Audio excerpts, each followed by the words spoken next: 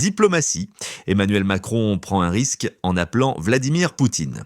Le 1er juillet 2025, Emmanuel Macron et Vladimir Poutine ont échangé par téléphone pour la première fois depuis près de 3 ans. Cet appel, qualifié de marathon car il a duré environ 2 heures, a été sollicité par la France dans un contexte international tendu. La guerre en Ukraine, l'escalade au Proche-Orient et la question nucléaire iranienne.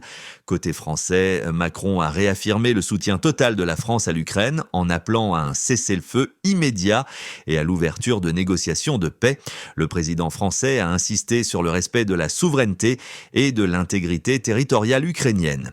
De son côté, Vladimir Poutine a défendu la position russe, répétant que toute solution devait reconnaître ce qu'il appelle les nouvelles réalités territoriales, c'est-à-dire les territoires ukrainiens occupés et annexés par la Russie. Les deux dirigeants ont également discuté de la situation au Proche-Orient et notamment du dossier iranien.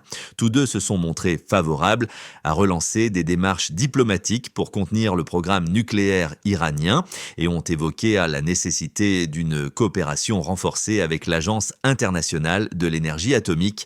Cet appel intervient après 3 années sans contact direct depuis leur dernier échange en septembre 2022, quelques mois après le début de la guerre en Ukraine.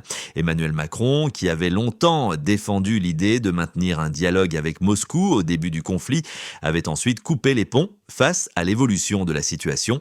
Pourquoi cet appel maintenant ? D'abord parce que la France cherche à réactiver des canaux diplomatiques dans une période de forte tension internationale.